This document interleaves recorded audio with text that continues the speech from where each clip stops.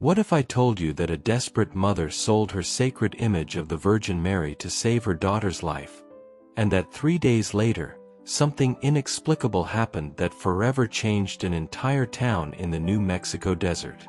This is the true story of Justina Rocha, a woman who had to choose between her faith and her family, and discovered that sometimes, miracles happen precisely when we've lost everything. Stay until the end of this story, because what happened on the third day will give you goosebumps. And if you believe in miracles, leave a like and subscribe to the channel, because stories like this need to be shared. In Los Cruces, a small town lost in the New Mexico desert, where the wind carries more dust than hope, lived Justina Rocha, a 43-year-old woman whose life had become an endless succession of hardships. Her trailer, parked on the outskirts of town, was more than a home. It was the last refuge of a family torn apart by circumstances. The place had no luxuries. The thin metal walls let in both the scorching heat of the day and the biting chill of the early morning.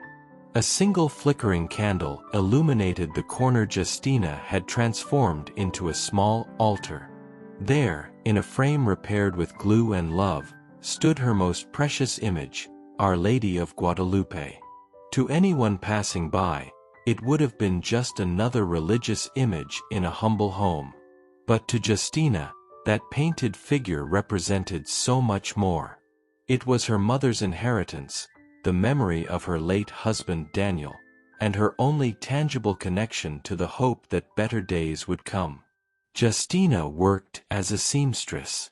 Her old singer machine rattled day and night, sewing school uniforms and cheap blouses for her neighbors. Her hands, scarred with calluses from years of hard work, moved with the precision of someone who knows every stitch, every seam. But even working from sunrise to sunset, the money she earned was never enough. The trailer's rent was 3 months overdue. The electricity and water bills piled up on the small kitchen table like harsh reminders of a reality she couldn't escape. But of all her worries, none compared to the fear she felt when she heard Marisol's cough. Marisol was only 7 years old. She was her goddaughter, but Justina had raised her as her own since the girl's parents died in a car accident 2 years earlier. The child had developed a serious lung condition, and her labored breathing echoed through the trailer as a constant reminder of the urgency that dominated their lives. Marisol's cough was unusual. It was a dry, metallic cough that seemed to rip pieces of her little soul apart with each spasm.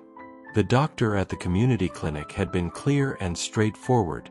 Without the proper medication, the girl's lungs wouldn't last another week. The medication cost over $2,000.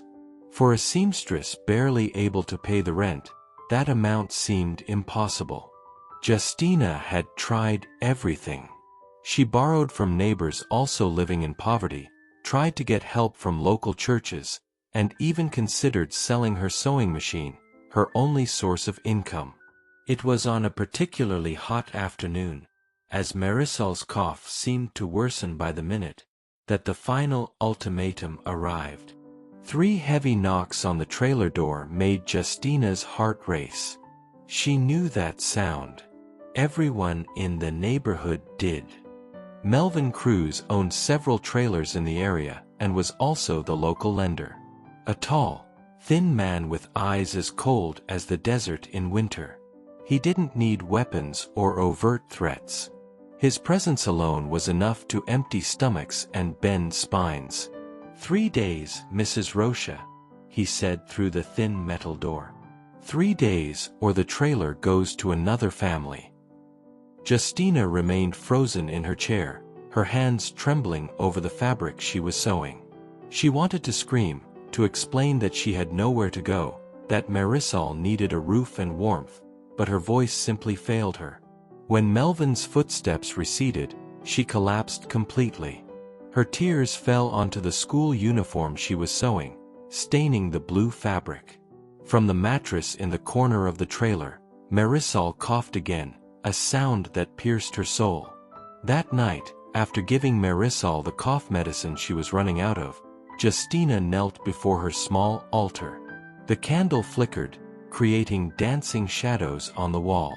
The painted eyes of Our Lady of Guadalupe seemed to meet hers, filled with compassion and sadness. "Most Holy Mother," she whispered, "I don't know what to do anymore. I have no money, nowhere to go, and Marisol is dying. Please help me. Give me a sign, show me the way." The silence that followed was deafening. No divine answer, no instant miracle, just the distant sound of the desert wind and the labored breathing of a sick child. It was then that the thought arrived. Not as a revelation, but as an insidious whisper that she tried to push away immediately. What if she sold the image? The idea made her recoil instinctively. Selling the Virgin was unthinkable. It was like selling her soul, like betraying everything she believed in, like abandoning the last connection she had with her dead family. But then Marisol coughed again, louder this time, and Justina saw small drops of blood on the handkerchief the girl was holding. Her heart stopped for a moment. The situation was worsening faster than she had imagined. Over the next few days, Justina tried to find alternatives. She visited every church in the area, asking for help. Some gave small donations, but not all of them together came close to meeting her needs. She tried to find more sewing work, but there wasn't enough time to earn the necessary money before the lease expired. On the second night, as Marisol slept restlessly, she found herself again before the altar. This time, she carefully picked up the image. The frame was worn with age, the paint slightly faded, but still, the Virgin radiated a serenity that contrasted with the chaos of her life. "Forgive me," she whispered to the image. "I know you would understand. A mother will do anything for her children, won't she? And Marisol is like a daughter to me." Her tears fell onto the glass that protected the image, as if they were an inverted blessing. On the third and final day, Justina woke determined. Marisol had been coughing all night, and by morning she could barely sit up. It was now or never. She carefully wrapped the statue in a clean cloth and walked downtown. Los Cruces didn't have many options for selling antiques or religious objects, but there was a pawn shop run by a man named Roberto Silva. Roberto was well known in town. He was a fair man who paid honest prices for valuable objects. When Justina entered his shop, he immediately sensed the emotional weight of the upcoming transaction. "It's a beautiful piece," he said, carefully examining the statue. "It appears to be old, perhaps from the middle of the last century. The frame needs some repairs, but the statue is well preserved." He made an offer that was just enough to buy Marisol's medicine and pay for 2 weeks' rent. Justina knew it was a fair price, perhaps even generous, considering the condition of the piece. For a moment, she hesitated. Her hands trembled as she held the image one last time. She could have sworn the Virgin's eyes were sad, but also understanding, as if she were giving her blessing for this impossible transaction. "Take good care of her," was all Justina could say as she signed the sales papers. Roberto nodded understandingly. "I always take good care of the things people bring here, especially the ones that mean so much to them." Money in hand, Justina ran to the pharmacy. She bought Marisol's medicine and returned home faster than her legs could carry her. When she reached the trailer, she found the girl asleep, but her breathing seemed a little steadier.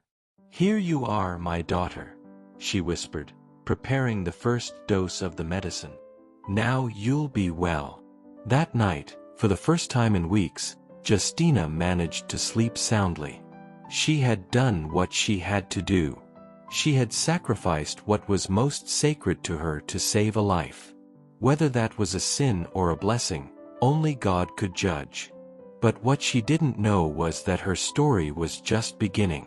Sometimes, when we make the greatest possible sacrifice for love, the universe conspires in mysterious ways to show us that all is not lost. If you're enjoying this story, don't forget to like and subscribe to the channel. We still have much to tell about the miracle that was to come. The next day, Roberto Silva did something unusual. Normally, he kept the objects he received in his store for a few weeks before reselling them, especially religious pieces, which didn't always find immediate buyers. But something about the image of Our Lady of Guadalupe bothered him. Roberto was a practical man, but he was also deeply religious. His family had emigrated from Mexico decades ago, and Our Lady of Guadalupe had always held a special place in his heart. There was something about that particular image that seemed different. During the day, he noticed several customers approaching the image with unusual reverence. An elderly woman crossed herself upon seeing it. A young man stopped and stared at it for several minutes, as if in silent prayer. Even children accompanying their parents seemed drawn to the piece. It's strange, Roberto thought, observing the people's behavior. It's as if it radiates something special. At the end of the day, he made a decision that even he couldn't fully explain. He called Father Martinez, the pastor of San Jose Church, the main Catholic church in Los Cruces. "Father," he said, "I have an image of Our Lady of Guadalupe here in the shop. It was left by a family in need. I'd like you to come see it." Father Martinez was a man in his 60s, with graying hair and kind eyes who had seen much suffering over decades of ministry. He knew well the stories of the families in his parish, especially those living in poverty. When he arrived at Roberto's shop, the priest was immediately intrigued by the image. Not only by its beauty, but by something indefinable that seemed to emanate from it. "Tell me about the family who brought this here," the priest asked. Roberto told the story of Justina, of Miraculous, of the sacrifice a mother had made to save her daughter. Father Martinez listened silently, his eyes filling with tears. "This woman," the priest finally said, "did what any mother would do, but she also did something deeper. She placed love above all else, including her material faith. That is very rare." The priest gazed at the image for several minutes. Then, he made a proposal that surprised even Roberto. "I would like to buy this image," he said. "Not to keep her in the church, but to return her to her family. A mother shouldn't have to choose between her faith and her daughter." Roberto initially protested. "Father, I've already paid for her. I can't just..." "No," the priest interrupted. "You will be rewarded for your investment. But this image needs to come home." That same evening, Father Martinez visited Justina. She was cooking a simple soup for Miraculous, who was already looking a little better after the first dose of medicine. When she saw the priest at the door, her heart sank. In her experience, visits from priests usually didn't bring good news. "Don't worry, my daughter," Father Martinez said, noticing her nervousness. "I came here with good news." He told her about his conversation with Roberto and his decision to buy the image back. Then, carefully, he removed the wrapped image from a bag. Justina couldn't control her tears. "Father, I can't accept this. I sold it out of necessity, but I can't just take it back." "My daughter," the priest said gently, "sometimes God works through people to right the wrongs the world forces to go wrong. You made a sacrifice out of love. Now, let that love return to you." Justina held the image with trembling hands, as if embracing a long-lost child. Through her tears, she could swear the Virgin's painted face was smiling at her. "Thank you, blessed Mother," she whispered. "Thank you for not abandoning me." Father Martinez placed the image back on the small altar, lit a new candle, and said a prayer with Justina and Miraculous. When he left, the family felt whole again. But the story doesn't end there. In fact, she was just beginning to reveal her true miraculous nature. The next morning, something extraordinary happened. Marisol woke up breathing normally for the first time in months. Her cough had almost completely disappeared, and her cheeks had regained some of the healthy color of childhood. Justina initially attributed the improvement to the medication. But when she took Marisol for a follow-up appointment at the clinic, the doctor was perplexed. "This is unusual," said Dr. Peterson, a pragmatic man who didn't believe in miracles. "The tests show significant improvement in just 2 days. The medication is good, but it usually takes at least a week to show such dramatic results." Justina smiled. She knew it wasn't just the medication. Something else was at work healing her daughter. But the real miracle was yet to come.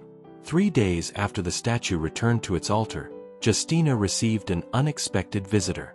It was an elegant, middle-aged woman driving an expensive car. Her name was Eleanor Patterson, and she was from Albuquerque. "Sorry to bother you," Eleanor said, "but I understand you're a seamstress. I'm looking for someone to make dresses for a special occasion." Justina invited her in, still confused as to how such a well-dressed woman had arrived at her humble trailer. Eleanor explained that her daughter was getting married in 2 months, and that she wanted unique, handmade dresses for the bridesmaids. She had heard about Justina's work from Father Martinez, who had mentioned her talent to a friend in Albuquerque. "I know it's a large order," Eleanor said, "but I'm willing to pay well for quality." She offered a price that made Justina choke. It was more money than she would make in a year from local sewing. "I need 5 dresses," Eleanor continued. "Each one unique, but following a general theme. And I need them delivered within 6 weeks." Justina could barely respond. It was the answer to her prayers, literally. In the following days, more orders began to arrive. A private school in Santa Fe wanted custom uniforms. A clothing store in Roswell needed a reliable supplier for one-of-a-kind pieces. Somehow, Justina's name was spreading among people she had never met. Within 2 weeks, she had more work than she could handle alone. She had to hire 2 neighbors to help her, creating jobs in a community that desperately needed them. Marisol continued to recover remarkably. Her lungs were completely clear, and she was playing and laughing like a normal child again. The doctor, still perplexed, finally admitted that he had witnessed something he couldn't explain scientifically. But the most amazing miracle was yet to come. A month after the image returned to Justina's altar, she received a call that would change her life forever. It was from a fashion design company in Los Angeles. They had seen photos of the dresses she had made for her wedding in Albuquerque and wanted to hire her as the exclusive supplier for a new line of handmade clothing. The contract offered an annual salary that would allow her to permanently escape poverty, buy a real home, and ensure a secure future for Marisol. That night, after signing the contract, Justina knelt before her altar again. The image of Our Lady of Guadalupe seemed to glow in the candlelight, more radiant than ever. "Thank you," she whispered, her tears now filled with pure gratitude. "Thank you for showing me that sometimes we need to let go of something to receive it back multiplied." But Justina's story was beginning to resonate beyond his own life. Father Martinez, intrigued by the events he had witnessed, began investigating the image's origin. He discovered that it had belonged to Justina's mother, who in turn had inherited it from her grandmother. The family had brought the image from Mexico 3 generations ago. But there was more. Old church records showed that the original image had been blessed by a bishop in 1920, during a time of great hardship for the Mexican community in the region. According to the documents, the bishop had specifically prayed that the image would bring hope and miracles to families in need. "It's as if a prayer were being answered after a century," Father Martinez told his congregation during a special mass. News of Justina's story began to spread, first to neighboring churches, then to communities across the state. People traveled from far and wide to see the image that had been sold and returned out of love. Roberto Silva, the pawn shop owner, also began to notice strange changes in his business. Families who had been forced to sell precious objects out of necessity began returning with enough money to reclaim them. It was as if Justina's story had created a wave of generosity and good fortune in the community. Melvin Cruz, the owner of the trailers, was also touched by the story. He sought out Justina to apologize for his harshness and offered to sell the trailer to her for a fair price so she could finally have a home of her own. Within 6 months, Los Cruces had transformed from a forgotten town into a place of pilgrimage. People came from all over the country to meet the woman who had sold her faith to save her daughter, and who had received back not only her sacred image, but a whole new life. Justina, ever humble, insisted she had done nothing special. Any mother would do the same, she told visitors. I just did what my heart told me. But Father Martinez had a different perspective. During his sermons, he often spoke of Justina's miracle as an example of true faith. She didn't sell her faith, he explained. She demonstrated her faith in the purest way possible. She placed love above all else, trusting that God would understand her sacrifice. And God not only understood, he rewarded her courage with multiplied blessings. Justina's transformation inspired others in the community to act with greater courage and generosity. Neighbors began to help each other. Families who had lost hope found new strength.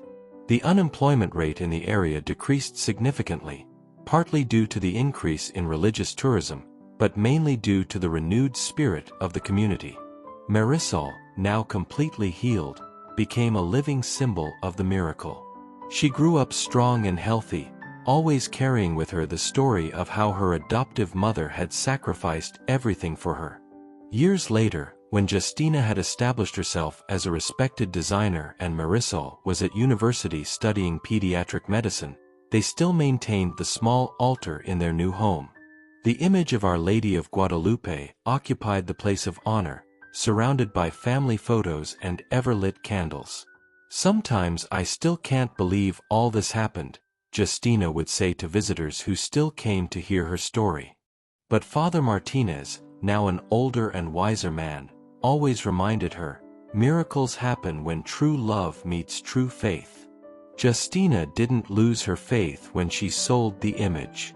She demonstrated it in the purest way possible. Justina Rocha's story became legend throughout the southwestern United States.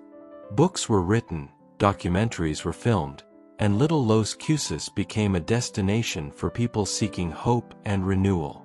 But for Justina, the true miracle wasn't the riches that came later, nor the fame she never sought. The true miracle was the lesson she learned in those dark days, that sometimes we need to let go of what we love most to discover that true love always finds a way back. And if you've made it this far in this story, perhaps it's because you, too, need a reminder that miracles are possible. That true love always wins. That faith, even when tested to its limits, can move mountains, or in this case, move an entire heart to make impossible sacrifices that turn into unimaginable blessings. The image of Our Lady of Guadalupe still stands there, on the altar in Justina's home, radiating the same serene peace as ever. And sometimes, in quiet moments, when the candlelight dances across her painted face, you could swear she smiles, a smile that knows all the secrets of true love, all the mysteries of genuine faith, and all the promises that, in the end, everything always works out for those who truly love. This is the story of how a woman sold her faith and received it back multiplied. How an act of desperation became a miracle of hope. How a mother's love moved heaven and earth to save not just a child, but an entire community. And if this story touched your heart, share it. Because stories of faith, love, and miracles need to be spread throughout the world. Like, subscribe to the channel, and remember, sometimes, when we lose everything, is when we find what truly matters. Justina Rocha's miracle lives on to this day, inspiring people around the world to believe that no matter how dark the night, dawn always comes for those who keep faith in the transformative power of true love. But let me tell you more details about how this miracle unfolded and touched lives in ways no one could have imagined. 2 years after the events that transformed Justina's life, Los Cruces had become a completely different place. What was once a forgotten desert town, where hope seemed as scarce as rain, was now teeming with activity and renewal. The transformation began subtly.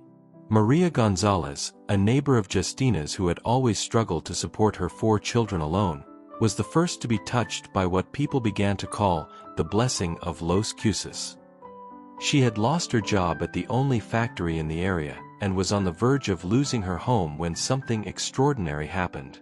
Maria had a small vegetable garden in the backyard of her house, where she grew tomatoes and peppers primarily for her own consumption.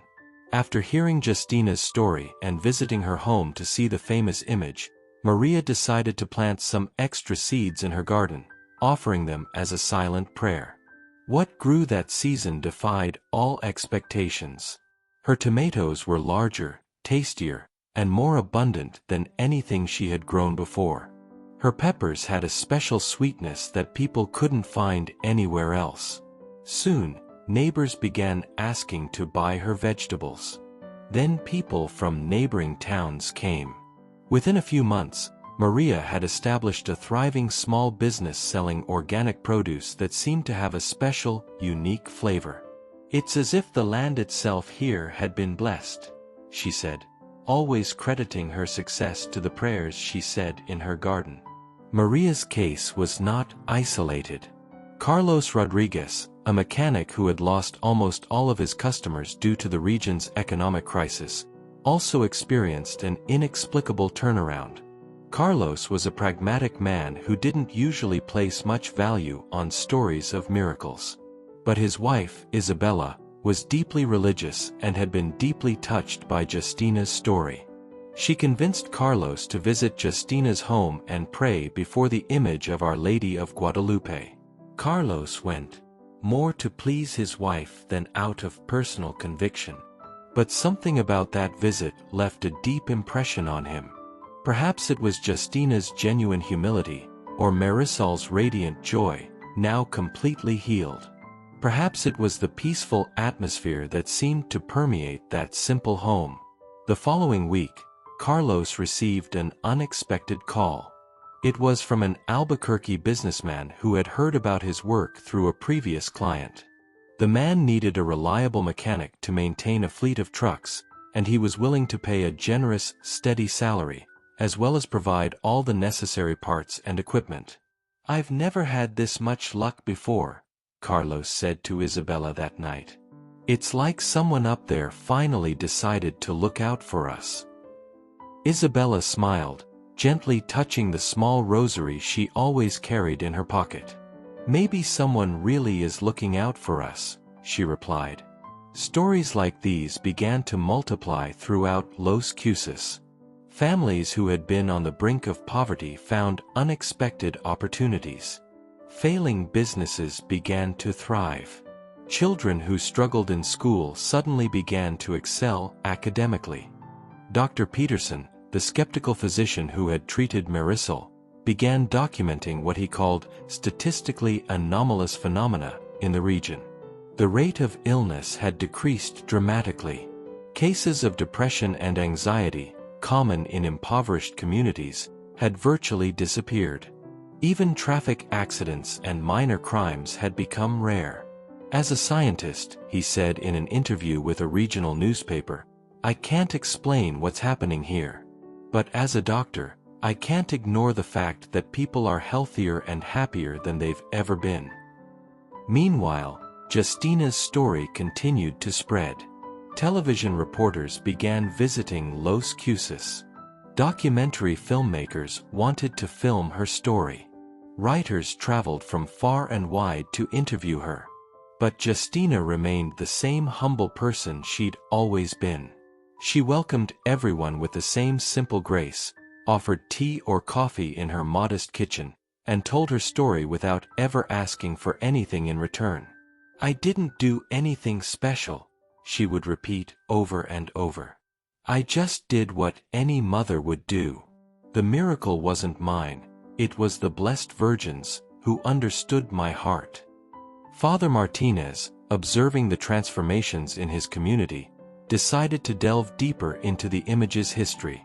What he discovered further convinced him that they were witnessing something truly extraordinary. Through archival records and old correspondence, he traced the image's origins to a small village in Mexico, where it had been painted by an anonymous artist in 1918.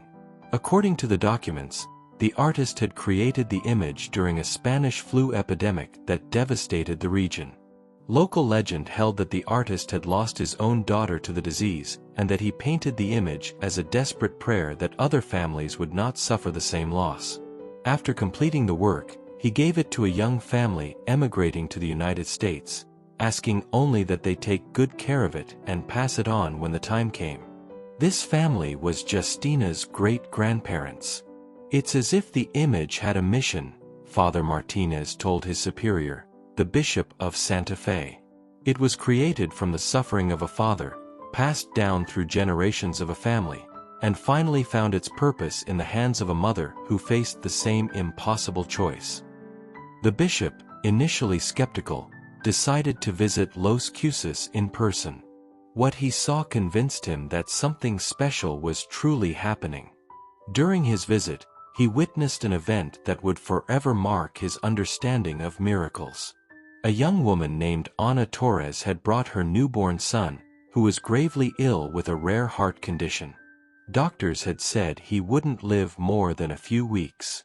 Ana had traveled from El Paso specifically to see Justina's image, after hearing the story from a friend. She arrived at the trailer late at night, carrying her baby in her arms, tears streaming down her face. Justina welcomed her as she always did, with compassion and kindness. Together, they knelt before the altar, where the image of Our Lady of Guadalupe seemed to glow in the soft candlelight. "Most Holy Mother," Justina prayed, holding Anna's hands, "you who understand the hearts of all mothers, look upon this woman and her son. Show your mercy, as you showed to me and Marisol." The baby, who had been restless throughout the trip, suddenly calmed down completely. His breathing, which had been labored and irregular, became soft and rhythmic. For the first time in weeks, he slept soundly. The next morning, when Anna took the baby for an emergency medical examination at a nearby clinic, the doctors were astonished. The tests showed a significant improvement in the child's heart condition. What should have been a death sentence had turned into a prognosis for a full recovery. The bishop witnessed it all. He saw Anna's tears of gratitude, heard the doctor's testimony, and observed the healthy, active baby in his mother's arms. "I came here as a skeptic," he said to Father Martinez. "But I cannot deny what my eyes have seen. There is something holy happening in this place." In the following months, the bishop initiated a formal investigation into the events at Los Cruces. Doctors were brought in to examine cases of unexplained healing. Theologians studied the spiritual aspects of the phenomena. Psychologists analyzed the community impact of the transformations. Meanwhile, life in Los Cruces continued its quiet and profound transformation. Marisol, now 10, had become an exceptional child. Not only was her physical health perfect, but she demonstrated an emotional maturity and natural kindness that impressed everyone who knew her. She often helped her adoptive mother welcome visitors, telling her own version of the story with a wisdom that seemed beyond her years. "My mother saved my life," she would say simply. "But the Virgin Mary saved our entire family." Marisol's education had also become a priority. With Justina's newfound financial prosperity, she was able to enroll the girl in a quality private school in Santa Fe. Marisol excelled immediately, showing a special aptitude for science and mathematics. "I want to be a doctor," she announced one day over dinner. I want to help sick children like I was." Justina smiled, remembering the nights of despair when she thought she would lose her adopted daughter. Now, Marisol was not only healthy, but had dreams and ambitions for the future. Justina's sewing business also continued to grow in unexpected ways. What had begun as wedding dress contracts had evolved into a small enterprise employing more than 20 people from the local community. She had established a workshop in a building in downtown Los Cruces, where local women learned advanced sewing techniques and earned decent wages. The workshop became not just a workplace, but a community center where women shared stories, supported each other, and forged deep bonds of friendship. Justina didn't just transform her own life, observed Elena Morales, one of the workshop's employees. She gave us hope that we can be more than our circumstances allowed us to be. Roberto Silva, the pawn shop owner who had facilitated the sale and return of the image, also experienced profound changes in his life. Inspired by the example of generosity he had witnessed, he started a special program in his shop. Families who had to sell precious objects out of necessity now received a buyback voucher that gave them 6 months to get their items back at the same price, interest-free. Roberto financed the program out of his own pocket, considering it his way of giving back to the community. "I've seen what happens when people are forced to give up what they love most," he explained to friends. "If I can help avoid that pain, then it's worth it." Melvin Cruz, the trailer owner who had given Justina the ultimatum, was perhaps the most transformed person of all. Initially motivated solely by guilt, he had begun by offering more flexible payment terms to his tenants. But gradually, he developed a completely new perspective on his responsibility as a landlord. He began investing in real improvements to the properties, installing proper insulation, repairing plumbing and electrical systems, and creating small community gardens. His trailers, which had previously been just basic shelters, became dignified and comfortable homes. "I realized I wasn't just a landlord," he said in a conversation with Father Martinez. "I was responsible for the well-being of entire families. That's a sacred responsibility." Melvin's transformation was so remarkable that other landlords in the area began to follow his example. Los Cruces, which once had a reputation for exploiting poor families with abusive rents and substandard conditions, became known as a model of decent and affordable housing. But perhaps the most significant change was in the atmosphere of the town itself. Visitors often commented on an indefinable sense of peace and hope that seemed to permeate the place. "There's something in the air here," said a Phoenix journalist who came to cover the story.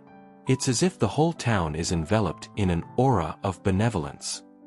Dr. Peterson, ever scientific in his approach, tried to quantify this observation. He found that Los Cruces had recorded 0 violent crimes in the past 2 years. The divorce rate had dropped to virtually 0. The number of children with disciplinary problems at the local school had decreased dramatically. "As a physician, I can confirm that this community demonstrates indicators of mental health and social well-being that are statistically impossible," he reported in a study published in the Journal of Community Health. "Whatever the cause, the effect is measurable and profound." 3 years after the initial miracle, Justina received a visitor who deeply moved her. It was Ana Torres, the El Paso woman whose baby had been healed during the altar visit. Now, her child was a healthy, vibrant 3-year-old boy, with no trace of the heart condition that had threatened his life. "I came to thank you," Ana said, tears streaming down her face. "And I came so he could meet the woman who prayed for his life." The boy, shy but healthy, hid behind his mother's legs as he watched Justina. Then, unexpectedly, he broke free and ran toward the altar, where the image of Our Lady of Guadalupe was illuminated by the ever-burning candles. He stopped before the image and, with the spontaneity of childhood, stretched out his small hand as if to touch the Virgin's painted face. "Thank you," he whispered, his words clear despite his tender age. All present fell silent, touched by the purity of that moment. It was as if the child, in his innocence, knew instinctively where his healing had come from. In the years that followed, stories like this became common in Los Cruces. Families traveled from distant states to visit what had become known as the altar of the miracle. Many came seeking healing for physical illnesses, others seeking relief from emotional wounds, and some simply wanted to witness the place where the impossible had become possible. Justina welcomed them all with the same humble grace. She never charged money for these visits, never presented herself as a healer or saint. She simply opened her home, shared her story, and invited people to pray with her. "I don't heal anyone," she always clarified. "I just pray. The Blessed Virgin is the one who decides what to do with our prayers." Father Martinez carefully documented each case of healing or transformation reported by visitors. Within 5 years, he had cataloged more than 200 cases of physical, emotional, or spiritual healings that people attributed to their visits to Justina's altar. Not all the cases were as dramatic as Marisol's or Anna's babies. Many were subtle. Marriages saved from devastating divorces, addictions overcome after years of struggle, children with learning disabilities who suddenly began to thrive in school. But they all had something in common. People arrived carrying heavy burdens and left with a renewed sense of hope and possibility. The bishop, after years of careful investigation, finally reached a conclusion that surprised even him. "I cannot explain scientifically what happens in this place," he declared in an official document. "But I can testify that, as a direct result of the events initiated by the sacrifice of a loving mother, countless lives were transformed, a community was renewed, and faith was strengthened in measurable and lasting ways." He authorized the creation of a small official shrine next to Justina's home, not to replace her simple living room as a place of prayer, but to accommodate the growing number of pilgrims who visited the place. Justina initially resisted the idea. "My house will always be open to anyone who wants to pray," she said.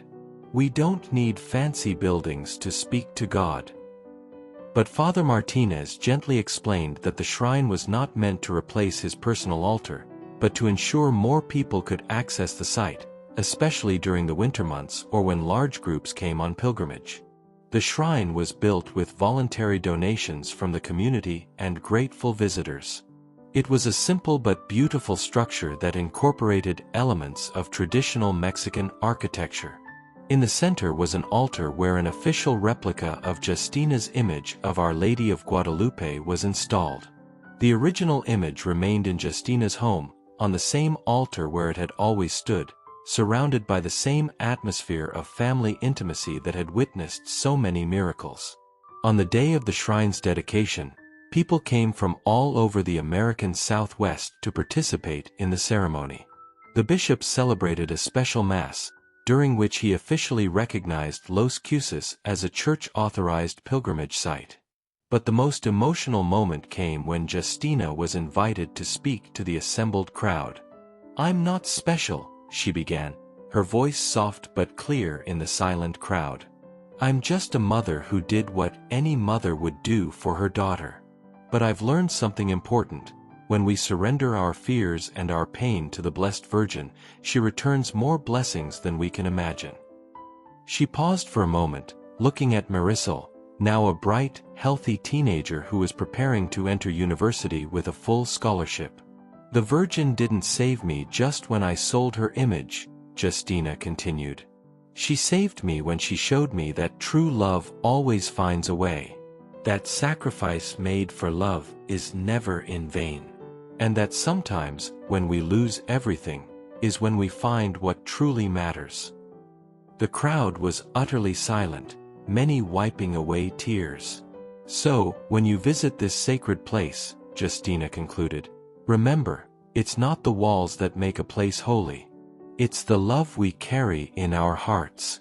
The Virgin Mary is everywhere where there is true love, genuine sacrifice, and sincere faith." After the ceremony, a community celebration was held in the main square of Los Cruces. The entire town participated, along with hundreds of visitors. It was a celebration not only of the new shrine, but of the entire transformation the community had experienced. Maria Gonzalez, now the owner of a thriving organic farm, provided fresh vegetables for the celebration. Carlos Rodriguez and his team of mechanics decorated the square with colorful lights they had installed themselves. Roberto Silva organized an exhibition of historical artifacts from the region, including documents tracing the history of the miraculous image. Even Melvin Cruz contributed, offering his property as free parking for visitors and organizing free transportation for elderly or mobility-impaired people. It was a vivid demonstration of how an entire community had been transformed by the example of a woman who had chosen love above all else. As the evening wore on and the celebrations continued, Justina quietly retired to her home. She found Marisol studied at her desk, surrounded by biology and chemistry books. "How was your party?" Marisol asked, looking up with a smile. "It was beautiful," Justina replied, sitting on the edge of her adopted daughter's bed. "But you know what made me happiest?" Marisol shook her head. "Seeing you here, healthy, studying, with a whole life of possibilities ahead of you. That's the real miracle." Marisol stood and hugged Justina tightly. "Thank you, Mom. For everything. For saving my life, for giving me a family, for showing me that love can conquer anything." That night, as she always had, Justina knelt before her personal altar. The image of Our Lady of Guadalupe was lit by the same candle she lit every night, surrounded by the same simple flowers she renewed every week. "Thank you," she whispered, as she had done thousands of times over the years. "For teaching me that sometimes we have to let go of something to receive it back multiplied. For showing me that true love is never lost, only transformed." And in that moment of sacred silence, in a simple house in the New Mexico desert, the miracle continued, not as a one-time event, but as a living reality that touched new lives every day. This is the full story of Justina Rocha, a woman who sold her faith and received it back multiplied. A story of how a mother's love can move mountains, how true sacrifice always finds its reward, and how miracles happen to those who have the courage to believe even in the darkest hours. If this story touched your heart, share it with someone who needs hope. Like, subscribe to the channel, and remember, no matter how impossible your situation seems, true love always finds a way. The miracle of Los Cruces continues to this day, reminding us that in a world filled with hopelessness, there are still places where faith, love, and compassion can transform not just one life, but an entire community. And maybe, just maybe, your own life can be touched by this same transformative miracle.